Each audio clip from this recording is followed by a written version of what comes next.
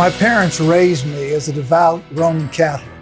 They were Roman Catholic and their parents were Roman Catholic and their parents before them as far back as our genealogy goes. And it goes at least to the middle of the 16th century. Our family never missed Mass, even on vacation. I went to Roman Catholic grade school and Roman Catholic high school. I was Roman Catholic through and through. But gradually I soured on religion. There had to be more to it than what I saw. And so by the time I entered university, I was a hardcore agnostic and skeptic. I was not the person you wanted at your campus small group. My pseudo-intellectual questions could disrupt almost any Bible study, and I loved to do it. It was something of a hobby to me. I was not an atheist. Too many years of religious training had ensured I could not abandon at least the possibility that there was some kind of divine being, but I was confused and uncertain about nearly everything else. But there was one thing I was sure of. I knew that if there was a God, which I didn't believe there was, and if he really sent his son to earth, which I didn't think he did, and his son really died for me on the cross, which I didn't believe he did, but if all those things were true, then the only possible response I could have would be the complete surrender of my entire life to him. Nothing else made any sense. If he was who he claimed to be, then submission to his lordship was my only option. Someone with a very different testimony than mine spoke to Jesus one day. He was a devout and upright Jew. He kept every rule in a religion known for its regulations. He came from a good family. He had connections and influence and power and lots of cash. He was the kind of person every religious leader is looking for. But he left the meeting with Jesus grieved and dejected. Why? Because he failed the Lordship test. He failed it because he talked to the real Jesus, not a counterfeit version of Jesus. There are many counterfeit versions of Jesus in our modern world. There's the Jesus who offers love, peace, and joy if you only believe in him. But this Jesus requires nothing in return. There's another Jesus who wears a Rolex, drives a Mercedes, and lives in a mansion. He's popular, especially in the Western world. But none of these are the real Jesus.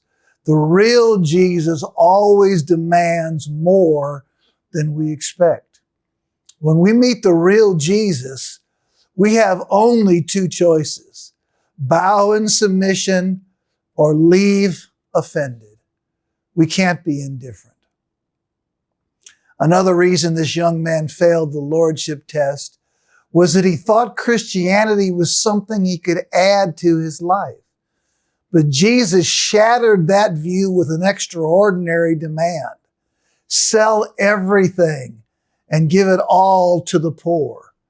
Nowhere else does Jesus require someone to relinquish all their possessions and follow him.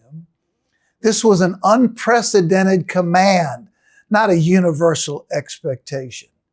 Yet for the rich young ruler, it was what he needed to hear to expose his true allegiance. He wanted prestige and prosperity with eternal life. He wanted to hold on to what he had while adding eternal security. He had a power struggle with Jesus over the most important things in his life. But he couldn't have them and eternal life at the same time. He learned that whatever was the most important thing in his life was the very thing Jesus wanted. Matthew tells us in his account that when Jesus looked at him, he loved him. Jesus knew the thing he would not let go of was a cancer that was destroying him. Like the rich young ruler, Jesus wants whatever we want the most. What is it in your life? For this man, it was money. What is it for you? What is that thing you think would make you happy and secure? What is it you look to give you a sense of meaning, of value, of joy? That's what Jesus wants. Christianity is not an add-on to our life. It's not just an upgrade to our hard drive or a new app for our phone. It's an explosion that destroys everything we have to make way for something new. We don't just add it to our life. It revolutionizes everything about our life. That is what it means to surrender to the Lordship of Jesus. If the distance of the earth to the sun, about 93 million miles, were equal to a single piece of paper, the distance then to the nearest star would be a stack of paper about 17 miles high. And the distance across our galaxy would be equal to a stack of paper nearly 400,000 miles high. And our galaxy is only one of billions or trillions in the universe.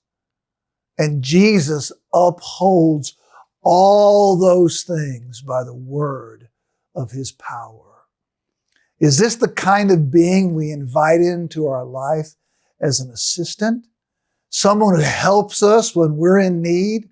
Or is this the kind of being we surrender all to? I spoke with a university student in his dormitory years ago about the gospel. Our conversation was progressing well, and he was moving towards conversion. Suddenly, he stood up and asked me to leave his room. He was finished with our discussion. I was surprised by the abrupt change and asked him if I'd offended him. He thought momentarily and then said, "When I was 12 years old, I decided I was going to be a millionaire before I turned 30.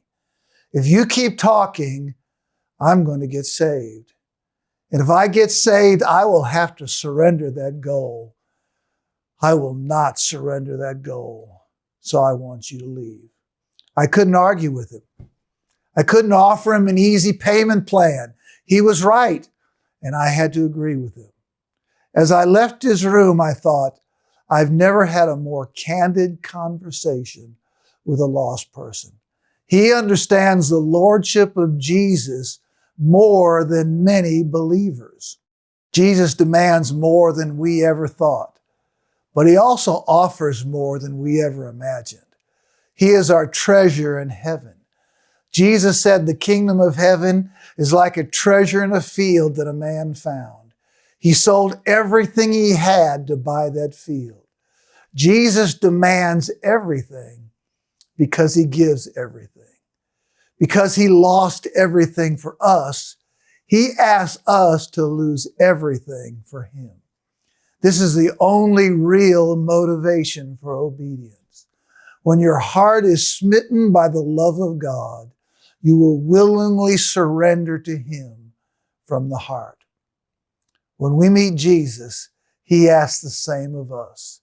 Embracing his lordship means we will go anywhere, anytime, and at any cost. This is not advanced discipleship, but entry-level Christianity. It's a starting point of a life lived on mission.